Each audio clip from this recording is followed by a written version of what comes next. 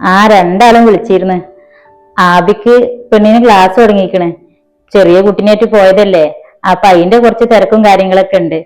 പിന്നെ അർഷിയുടെ കാര്യം ഞാൻ കല്യാണത്തിന് പറഞ്ഞില്ലേ, ഇപ്പൊ 2-ാം മാസം ആവാറായി. ഛർദിയും കേടും തന്നെയാണത്രേ. ഒരു സാധനം തിന്നാൻ വയ്യാന്നാ പറഞ്ഞത്. പിന്നെ ഓളമ്മിപ്പി അവിടെ ഉള്ളത് കൊണ്ടേ ഓരോന്ന് മാറ്റി മറിച്ചിട്ട് ഓലുണ്ടാക്കി കൊടുത്ത് എങ്ങനെയെങ്കിലും വയറ്റിലാക്കും. അതന്നെ വലിയൊരു സമാധാനാണ്.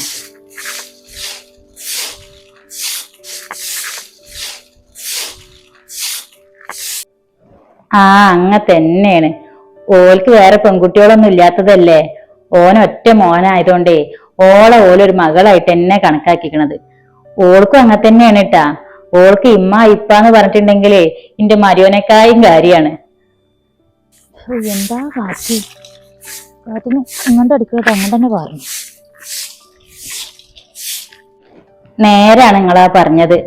മക്കളെപ്പോലെ നോക്കണ മരിയക്കളെ കിട്ടണതേ വലിയൊരു കാര്യാണ്. നമ്മൾ അതേപോലെ അങ്ങോട്ടും കാണണട്ടാ. ഇവിടെ ഇപ്പോ അർഷി ആബി ഇന്നെ നോക്കിന്ന് അതേപോലെ തന്നെ ഇപ്പൊ കുഞ്ഞോളിന്റെ കാര്യങ്ങളൊക്കെ നോക്കണത്. ഞാനും അങ്ങനെ തന്നെയാണ് കേട്ടാ. ഇതുവരെ ഓല് രണ്ടാള് ഇവള് എന്നുള്ളൊരു വേർതിരിവ് ഞാനും കാണിച്ചിട്ടില്ല. അതുകൊണ്ട് ഇപ്പൊ എന്താ, കുടുംബത്തിൽ നല്ല സന്തോഷവും സമാധാനവും ഉണ്ട്.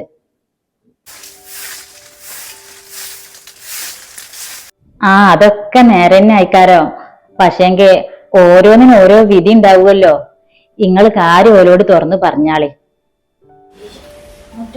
പിന്നെ ഭയങ്കര ചൊറിച്ചിലാണ്. ആ പറമ്പിൽ നായ്ക്കൊരെണ്ണുണ്ടായതുകൊണ്ടാ തോന്നുന്നുണ്ട് കേട്ടാ. കാറ്റിന് പാലിട്ട് നല്ല ചൊറിച്ചിലുണ്ട്.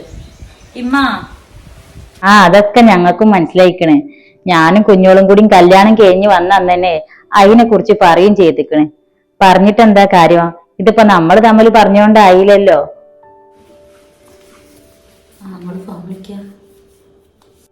ആയിക്കോട്ടെ എന്നാല്. ഞാൻ പറയട്ടാ. ആയിക്കോട്ടെ, പറയാ. ശരി എന്നാല്. വലൈക്കും അസ്സലാം. ആരമ്മ കൊറേ നേരമായില്ലേ വിശേഷം പറിച്ചിൽ തുടങ്ങിയിട്ട്? അതൊന്നും പറയണ്ട എന്റെ മോളെ. നഫീസമ്മായിയാണ് വിളിച്ചത്. അന്ന് കല്യാണത്തിന് നമ്മളോട് പറഞ്ഞ കാര്യേ ഇജ്ജ് എന്റെ അടുത്തരോട് പറഞ്ഞു എന്ന് ചോദിക്കാൻ വേണ്ടി വിളിച്ചതാ.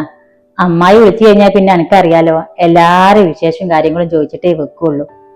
റിയമോളെ കാര്യവും അന്റെ അടുത്തരോടൊന്ന് പറഞ്ഞു വെക്കൂന്നേ പിന്നെ ഒന്ന് പറയാൻ വേണ്ടിട്ടാ ഇപ്പൊ വിളിച്ചത്.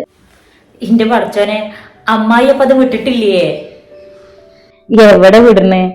ആ കുട്ടിയുടെ കല്യാണം ഇപ്പൊ നോക്കണില്ല. അത്